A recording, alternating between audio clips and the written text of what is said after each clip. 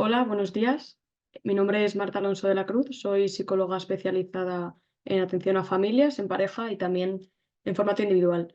Actualmente estoy trabajando con el equipo de María Vega, que bueno, me imagino que algunos ya la conoceréis porque ha tenido un papel bastante activo aquí en la asociación. En primer lugar, quería agradeceros la asistencia y bueno, espero que os sea de gran utilidad.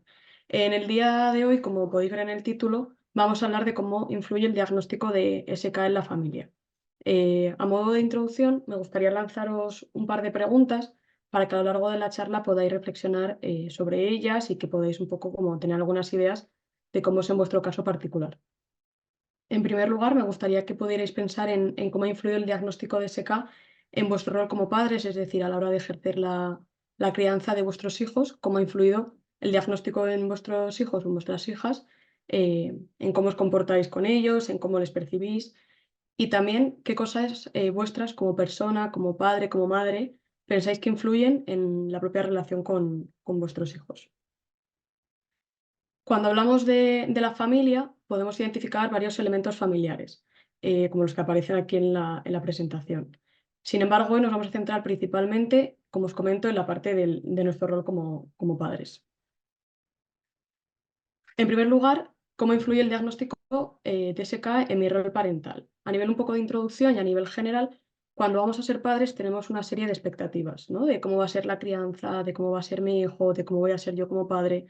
Sin embargo, cuando aparece el SK, todo esto se rompe, ¿no? Es como se diluye y de repente aparecen unas nuevas expectativas. Estas nuevas expectativas van a influir en la relación con mi hijo y también en cómo me veo a mí como padre y cómo ejerzo la crianza. Esto es a modo de introducción, poco a poco a lo largo de la charla lo voy a ir desarrollando para que podáis tener ideas mucho más concretas porque esto es un poco genérico.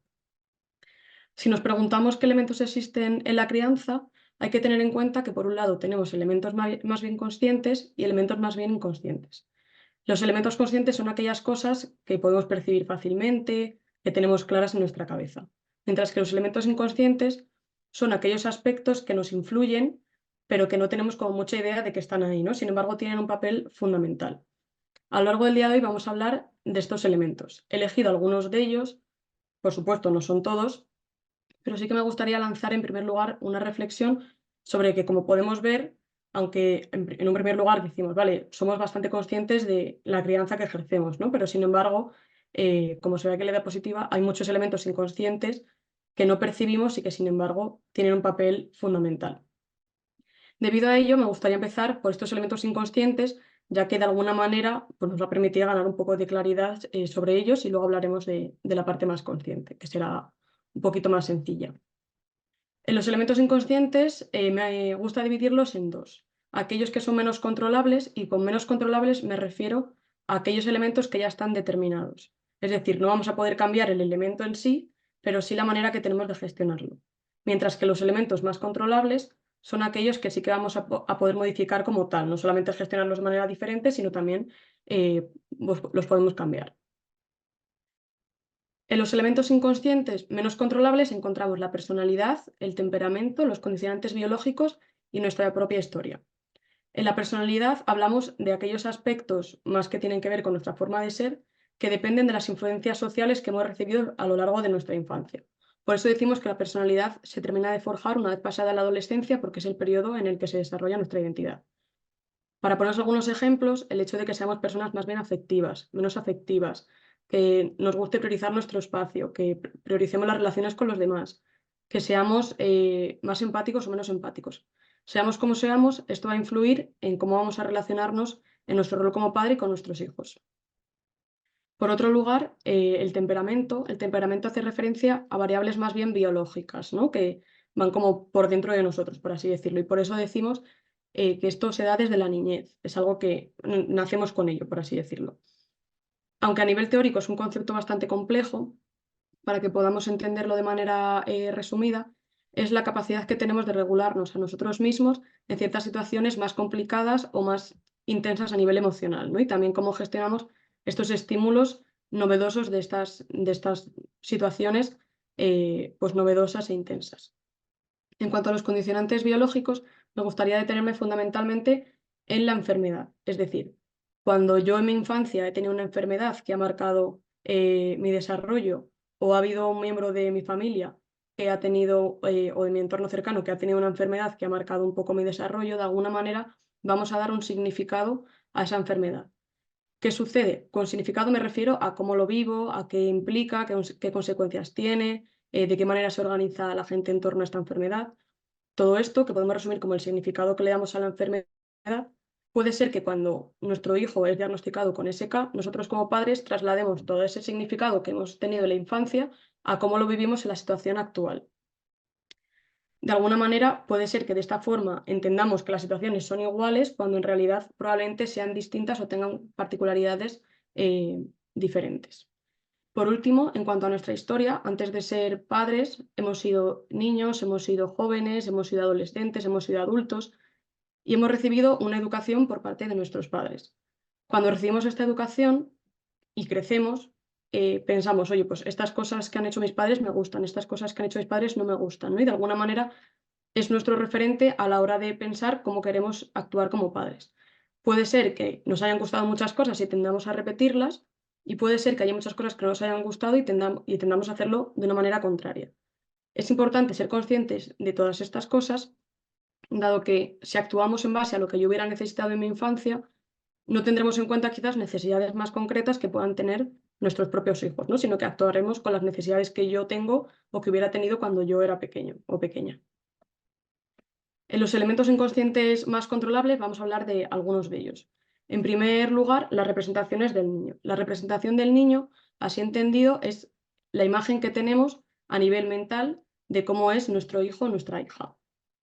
A continuación voy a lanzar alguna serie de preguntas que nos podemos replantear con respecto a cómo percibimos a nuestros hijos, ¿no? ¿Qué significa mi hijo para mí? ¿Cómo le percibo? ¿Qué características percibo que tiene? Es decir, la imagen que yo tengo de él en cuanto a pues, qué características tiene, qué significa para mí, ¿no? Si mi hijo de repente es el culmen de que yo esperaba tener un hijo en mi vida y para mí era algo que me hacía mucha ilusión y mi hijo representa el haber conseguido pues, ese hito tan importante para mí como madre o como padre. Cuando tenemos SK, puede ser que todas estas representaciones se modifiquen, ¿no? Es decir, quizás perciba a mi hijo como una persona que va a tener muchas dificultades para conseguir algunos objetivos. Quizás pienso que mi hijo es una persona que hay ciertas características que no va a poder tener. De alguna manera, el diagnóstico de SK viene quizás a alterar la propia representación de mi hijo y lo que significa mi hijo para mí. En cuanto a las atribuciones y las expectativas, las atribuciones es qué explicación le doy a algo. Este algo puede ser el comportamiento de mi hijo o de mi hija, puede ser a la propia enfermedad. Para poder entenderlo y poner un ejemplo pues, más extremo, ¿no? Pero para verlo más claro, quizás cuando aparece el SK y el diagnóstico de SK, pienso que esta enfermedad ha venido a mi familia porque una fuerza superior ha ejercido un castigo sobre mí por algo que yo quizás en mi pasado he podido hacer, ¿no? Las expectativas es qué espero de mi hijo, qué espero en cuanto a su forma de ser, a los valores que tenga, a las características que pueda tener, a quizás las cosas que pueda alcanzar a lo largo de su vida. De alguna manera, cuando a lo largo de nuestra historia pensamos en tener un hijo o una hija, ¿no? Y nos creamos esas expectativas, generalmente no esperamos que nuestro hijo vaya a tener una enfermedad, ¿no? Y cuando esa enfermedad, ese diagnóstico aparece, como decía al principio, todas estas expectativas se modifican. Es importante tener en cuenta que cuando nuestro hijo es diagnosticado de SK, juegan un papel muy importante la educación que hemos recibido en base a nuestro rol de género, ¿no? Mientras que las madres pueden tender más a una figura pues, más de cuidado, de sobreprotección, de implicación hacia el hijo, hacia la hija, quizás olvidando algunas otras áreas de su vida. Los padres, sin embargo, pueden pensar, ¿no? Yo voy a tener un hijo, espero que comparta ciertos intereses pues, más bien atribuidos al rol masculino o quizás ciertas características de la forma de ser. ¿Qué pasa? Que cuando mi hijo va creciendo y no va teniendo esas características o esos intereses, las expectativas se rompen, ¿no? Y quizás a los padres pues, pueda costar un poco más poder reajustar esas expectativas y también el no cumplir con las expectativas que mi hijo tenía va a dificultar también la propia vinculación con mi hijo.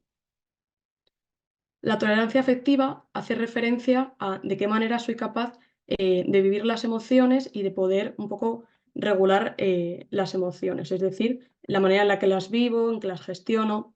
En este sentido, os lanzo unas preguntas. Si puedo regularme emocionalmente, cómo vivo las emociones de mi hijo y cómo vivo también la propia desregulación de mi hijo. Es decir, en la medida en la que yo cuando siento una emoción intensa sea capaz de regularme y gestionarla, va a ser más fácil que yo pueda regular y gestionar las emociones de mi hijo, ¿no? Pero si yo emocionalmente vivo las emociones de una manera muy intensa y desbordante y me cuesta regularlas o gestionarlas, va a ser más complicado que cuando mi hijo pues, tenga un llanto mayor, una rabia muy intensa, yo vaya a poder regular a mi hijo. En este sentido, es importante tener en cuenta que cuando aparece el diagnóstico de SK, nos encontramos en un momento pues, de cierta fragilidad, ¿no? Debido al miedo, debido al desconocimiento que tenemos. También al estar en entornos médicos, esto genera pues, cierta tensión y cierta inestabilidad a nivel emocional que va a dificultar la capacidad que yo tengo de regularme emocionalmente, ¿no? Hay que tener en cuenta que muchas veces somos capaces de regularnos emocionalmente o no, también en función del contexto. Cuando el contexto nos es más agradable y es más tranquilo, podemos regularnos más fácilmente y podemos regular a nuestro hijo más fácilmente. Pero si el contexto es más adverso, todo esto va a ser mucho más complicado. La capacidad de mentalizar, la mentalización es un concepto bastante complejo a nivel teórico, pero lo entendemos como la capacidad de poder conectar con las necesidades que tiene mi hijo. En este sentido, si conecto con cómo se siente mi hijo, si entiendo qué necesidades tiene y si me siento capaz de comprenderle. De alguna manera, la capacidad de mentalización va también unida a lo que comentábamos antes de la tolerancia afectiva, ¿no? Si yo soy capaz de regularme emocionalmente, me va a ser más fácil poder poner la mirada en mi hijo y poder entender qué necesidades tiene. En cuanto al diagnóstico de SK, el poder conocer ciertas particularidades o características diferentes o necesidades diferentes que va a tener mi hijo a lo largo de su desarrollo vital va a poder facilitarnos esta capacidad de mentalización, ¿no? Mientras que cuanto más desconocimiento tenga yo, quizás me cuesta entender ciertas necesidades que puede tener mi hijo en un hecho concreto, ¿no? Entonces, poder informarnos y poder conocer las características particulares va a poder facilitar esta parte de la comprensión y de la mentalización. Por último, vamos a hablar de los mecanismos de defensa, que también es un concepto complejo a nivel teórico, pero entendemos mecanismos de defensa como la manera que tenemos a nivel inconsciente de defendernos cuando una situación nos es dolorosa, muy intensa a nivel emocional. Todos usamos mecanismos de defensa y no es malo por sí mismo utilizarlos, ¿no? Entonces, para ponernos algunos ejemplos, por ejemplo, un mecanismo de defensa puede ser la negación. Es decir, ante una situación que me genera malestar, tiendo a pensar que no, a mí no me importa para nada, esto no me genera malestar. O, por ejemplo, la evitación, ¿no? Que consiste en evitar ciertas situaciones o ciertas emociones que a mí me generan sufrimiento. O también la racionalización, es decir, cuando a nivel emocional todo se vuelve muy intenso, trato de darle una explicación más racional para alejarme de esa parte emocional. En ese sentido, conocer cómo nos defendemos, qué mecanismos usamos, también si estos mecanismos son adaptativos o no. Como ya he dicho, todos los utilizamos y no es malo utilizarlos. Pero si yo, por ejemplo, no soy consciente de los mecanismos que uso, no soy consciente de las consecuencias que pueda tener y quizás uso ciertos mecanismos o uso un mecanismo a lo largo de toda mi etapa vital, independientemente de la situación que esté viviendo, puede ser que ese mecanismo que estoy utilizando no me permita adaptarme de la mejor manera a la propia situación o a la propia emoción que estoy teniendo, ¿no? Como decía también, pues qué implican mis mecanismos o qué consecuencias tienen. Para poner un ejemplo, ¿no? Porque al final existen muchos mecanismos de defensa, existen muchas condiciones particulares. Por ejemplo, puede pasar, ¿no? Que cuando mi hijo es diagnosticado de SK, esto a mí me genere, pues lo que decíamos, ¿no? Un sufrimiento o un malestar debido a las expectativas que se rompen, a lo que yo esperaba que fuera la crianza y quizás ya no va a ser tanto como pensaba. Puede ser que si yo soy una persona que tienda a negar ese malestar o esas situaciones adversas, de alguna manera niegue que mi hijo tenga SK, ¿no? Y de alguna manera, negando ese malestar, pueda serme difícil comprender que mi hijo igual tiene unas necesidades diferentes a las que yo pensaba, tiene unas expectativas diferentes a las que yo en un primer momento imaginaba. A continuación vamos a hablar de los elementos conscientes. En primer lugar, me gustaría hablar de las prácticas parentales. Aunque hay varios autores que hablan de diferentes estilos de crianza, ¿no? Y formas de ejercer la crianza, a mí me gusta mucho usar este eje porque creo que es muy clarificador y establece 4 estilos de crianza en base a 2 aspectos fundamentales. En primer lugar, las normas, que es la capacidad de poner límites, de poner recompensas, de poner consecuencias al comportamiento que tiene mi hijo. Y el afecto, que es un poco la capacidad de poder relacionarnos en un plano más emocional, comprendiendo ciertas necesidades, comprendiendo ciertas emociones y dedicando un tiempo como esa parte de la escucha. Este tema da mucho para hablar. No me voy a detener en explicar cada estilo de manera pues más particular y más concreta, pero vamos a hablar de los estilos a nivel general y me gustaría que cada una de vosotras podáis pensar en qué estilo os situáis más. En primer lugar, cuando yo a mi hijo le pongo límites, le pongo normas, pero quizás no escucho tanto esta parte afectiva, esta parte emocional, esta parte de necesidades, hablamos del estilo autoritario. Cuando yo a mi hijo no le pongo normas, no le pongo límites y tampoco me relaciono de una manera afectuosa con él, tampoco hablamos de ciertas necesidades, de ciertas emociones, hablamos del estilo negligente. Cuando yo me relaciono con mi hijo en un entorno de afecto, más emocional, teniendo en cuenta sus necesidades, pero no pongo normas, no pongo límites a ciertos comportamientos o ciertas conductas de mi hijo, hablamos del estilo permisivo. Y luego tenemos el estilo autoritativo, que sería hacia el que tenemos que intentar tender. Eh, en este estilo somos capaces de poner normas, de poner límites y también somos capaces de relacionarnos desde una manera más emocional o más afectiva, ¿no? ¿Por qué digo que es hacia el que tenemos que tender? Aunque a veces no lo pensemos, el hecho de poner ciertas normas, de poner ciertos límites, esto va a dar una seguridad a nuestros hijos, ¿no? Porque también el día de mañana en otros contextos van a encontrarse con ciertas normas y ciertos límites. Entonces, que nosotros podamos ponérselas también les va a poder preparar a esos otros límites que van a encontrar en otras circunstancias, ¿no? Y el afecto, el poder tener en cuenta también sus necesidades, ¿no? Que las normas no sean unas normas quizás desmedidas o rígidas, sino que también puedan tener en cuenta pues, sus necesidades, su estado emocional o no las propias normas, sino otra serie de cuestiones. Cuando aparece el diagnóstico de SK se pueden dar pues, muchas cuestiones concretas con respecto a los estilos de crianza, ¿no? Pero para poneros un par de ejemplos que suelen ser los mayoritarios, en primer lugar, puede ser que cuando mi hijo es diagnosticado de SK, yo piense, oye, pues suficiente ya tiene con todo lo que esto implica, con todas las dificultades quizás en el ámbito académico. Entonces, yo voy a escucharle, voy a tener en cuenta sus necesidades, no quiero que lo pase mal en casa, entonces no voy a ponerle algunas normas, ¿no? Igual tendemos a ponernos en un estilo más permisivo. O quizás al contrario, ¿no? Por todo lo que hablábamos quizás de no aceptar esas nuevas expectativas, puede ser que yo diga, oye, pues no, mi hijo tiene que alcanzar ciertos objetivos y para conseguir ciertos objetivos es necesario que yo sea muy estricto con las normas, ¿no? No teniendo en cuenta esa parte quizás más emocional. Entonces podríamos situarnos más en un estilo de tipo autoritario. ¿Vale? A continuación vamos a hablar del discurso. El discurso no es tanto a nivel verbal, ¿no? Sino que es la narración interna que nosotros tenemos acerca de nuestro hijo, de la relación con nuestro hijo o de nosotros mismos como padres. En este sentido, hay que tener en cuenta que esta narrativa puede basarse solo en la información que yo tengo, en lo que yo percibo, o puede ser que sea más bien colaborativa, ¿no? Que tenga en cuenta quizás pues ciertas palabras o ciertas opiniones que otras personas u otros entornos me devuelven acerca de mi hijo, de la relación con mi hijo, de mi labor como padre, como madre. También si esta narrativa es más bien fija o variable, es decir, si va cambiando con el tiempo, si cambia en función de los diferentes momentos o etapas vitales que vamos viviendo, o si por el contrario es una narrativa más bien fija y que no se modifica para nada con el paso del tiempo o con las diferentes circunstancias.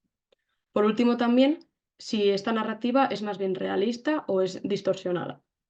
En este sentido, para poneros un ejemplo, lo que comentábamos anteriormente, si yo soy una persona que tiende a negar ciertas circunstancias que generan malestar, puede ser que la imagen que yo tengo de mi hijo, de la relación con mi hijo, de mi labor como padre, si niego, por ejemplo, el diagnóstico de SK, puede ser que me aleje de esa parte más realista, ¿no? Más en contacto con la realidad y sea una narrativa, pues quizás un poco distorsionada.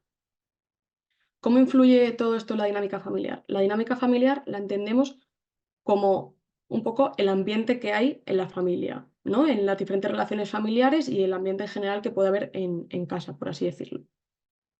Cuando hablamos de la dinámica familiar, yo a esta dinámica, al entorno familiar, voy con mi mochila, ¿no? Mi mochila con todo lo que hemos hablado anteriormente y con muchas circunstancias más, ¿no? Pues cómo estoy en el trabajo, cómo estoy con mi familia de origen, cómo estoy en mis relaciones sociales, ¿no? Nosotros llevamos nuestra propia mochila cuando entramos en casa.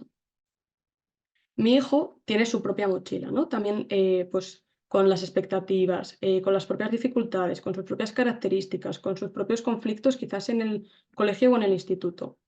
Normalmente entendemos las relaciones sociales y familiares de una manera lineal, ¿no? Porque siempre percibimos el mundo de que si pasa A, como consecuencia sucederá B.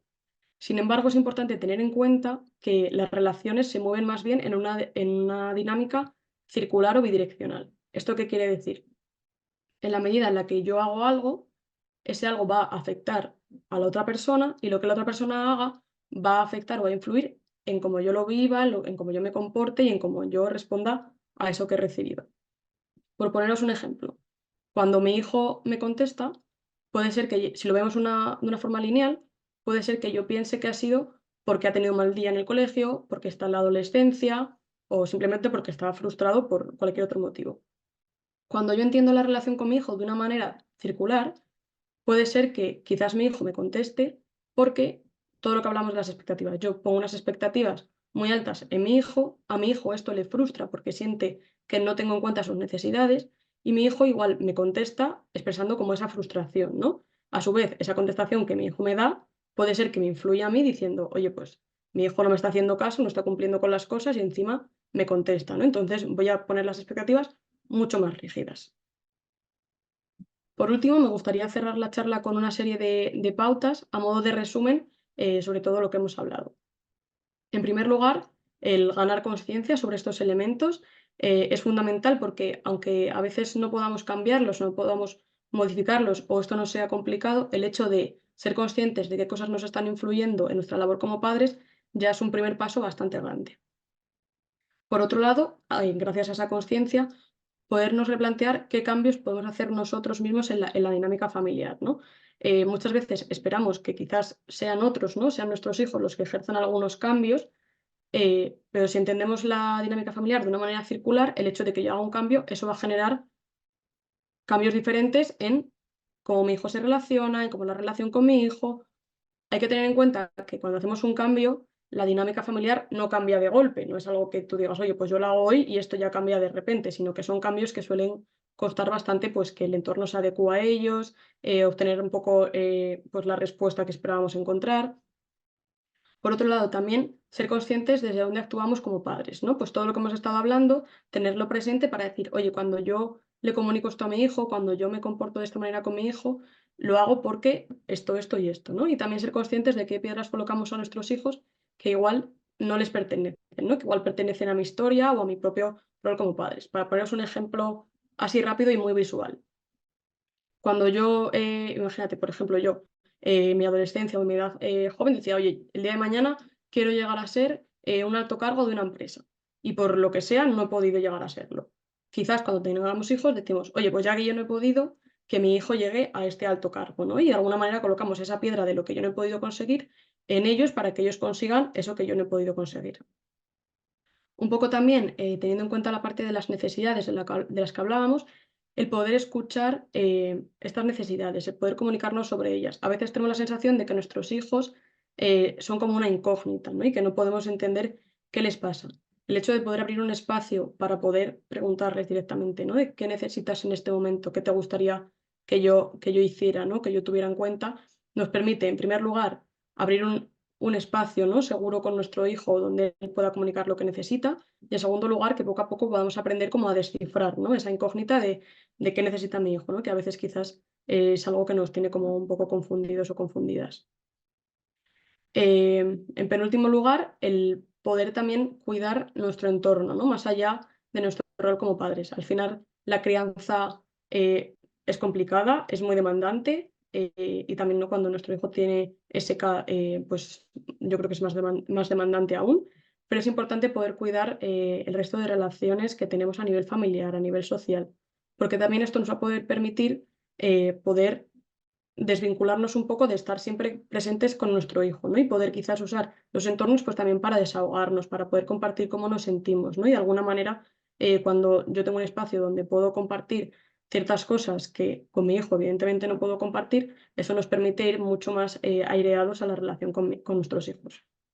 Y por último también el poder solicitar ayuda profesional, ¿no? Si en algún momento siento que no soy capaz de gestionar la situación, tanto a nivel de desinformación, ¿no? Siento que hay ciertas cosas que no conozco, ¿no? Pues poder acudir a un médico, poder acudir a la asociación en busca de información o incluso poder iniciar un proceso terapéutico, ¿no? Si yo siento que esto de ser padre pues me está siendo agotador, siento que se me va de las manos, ya no sé qué hacer con mi hijo, ¿no? Pues poder tener un proceso de terapia donde poder hablar de todo esto, ¿no? Y poder trabajar de manera conjunta, será algo que sin duda pues tenga un efecto bastante positivo. Hasta aquí ha sido todo. Muchas gracias por vuestra atención. Espero que os haya resultado interesante y también útil. Y nada, os dejo por ahí abajo los contactos de María para que si tenéis alguna duda, aparte de las que comentéis ahora y las reflexiones que comentéis ahora, pues podéis escribirnos por ahí y os contestaremos. Así que muchas gracias y espero que os haya gustado. Estaré encantada de escucharos todo lo que tengáis que comentar.